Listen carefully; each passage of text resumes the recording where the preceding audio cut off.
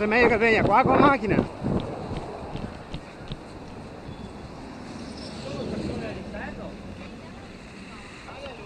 Mi piace, vai a prendere la spinale, no? No, perché l'hai vista. Ah, dai, non manco ora.